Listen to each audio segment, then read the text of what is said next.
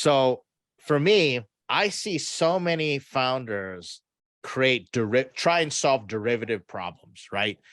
They're what I call 10% better solutions. They think they can solve a problem 10% better than the existing, competitor out there, which is fine if you're doing a small business and you want to do that, and it can be very lucrative.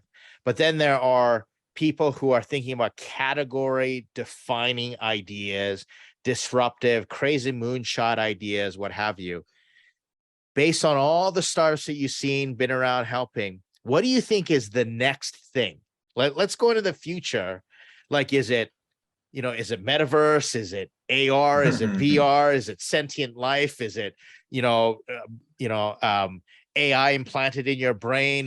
Are we going to Mars? Like, what do you think is the next big thing that founders now should be kind of tracking on as far as potential opportunities to do things differently? The world is always going to be filled with problems to solve, but what's the next trend? What do you think? What are you tracking on these days? Well, I think it's a couple of answers here. So one is that I believe that somewhere far in the future, we will not move around because moving around in the virtual world is very similar to moving around in the physical world. And I would never say that 4 years ago, but during the pandemic, we all moved to Zoom and we all moved to chats and things for work. And since then, I would never imagine that I could work with people for years, never seeing them. But now I work with people who I talk every day for many hours. We do things together. We whiteboard together.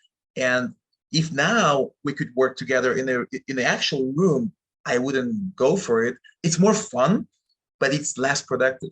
I find more productive. So I think our brain works in a way that we can easily get used to anything and think our brain will paint the rest. Now, I always give this example with 3D movies because I've been a lot in the movie startup industry. And one thing I noticed there is that if you go to 2D movie or 3D movie, the difference is only 5 minutes in the beginning.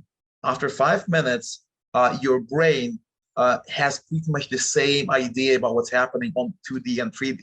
Sure. Actually, because for 2D movie, your brain makes it 3D actually. So you feel you're there. For 3D, it's there from the beginning, so it's easier for your brain to do that. But at the end, it's the same perception. So I think that's one thing I would put my bets on. But not exactly on the crypto part, but more on the metaverse itself, that we can easily live in the virtual world, and we already do that through the social media, etc. I see a lot of people doing that, but it could be more visual. But that's in 20 years maybe.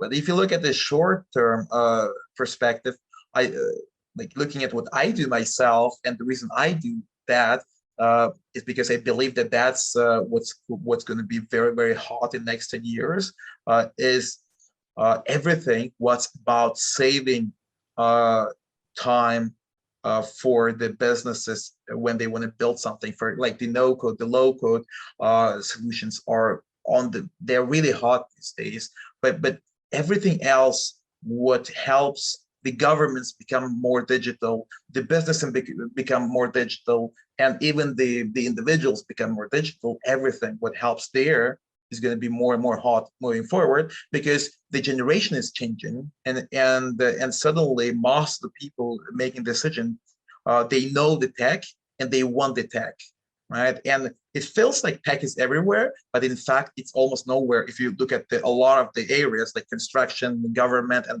et cetera, in all the countries.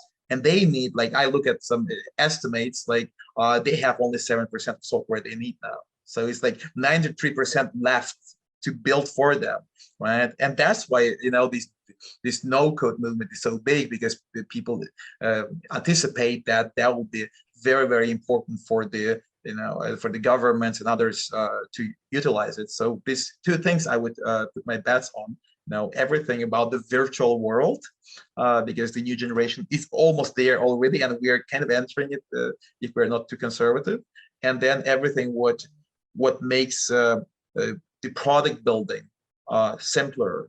It can be like what we do in Mars, where we do like the big thing, but it can be a little thing as well. Like some people do the landing page builders and things like that, like all like things like that. So allowing organizations to digitalize Yeah. and innovate, but they don't want to just buy something out of the box. Like, it's kind of like, the people who grew up. I didn't grow up. I'm believing that you're in the same spot. There was a time when I didn't have email, I didn't have internet, type thing, right? But the people who are digital, sort of natives, they not only are used to technology, they want to hack the technology. So they started customizing and everything. Now, what you're saying, I'm hearing is organization, governments, companies, they're going to want to build stuff. They're going to want to build it. And so if you can facilitate that, they don't want a solution that they're just going to, put in and install. They want to build something. And if you can help them with that, you're going to be a winner. That's what you see in the next 10 years. Yeah, and even the shorter version of that is that we are basically on a journey where we're trying to shorten the time it takes to convert what we want to say to what happens, right? Like, the programming language and our verbal language, there is a gap between, right? And Sure. I think whoever who shortens that gap and makes it easier to translate what I say to the digital product, they're going to be very successful in the future.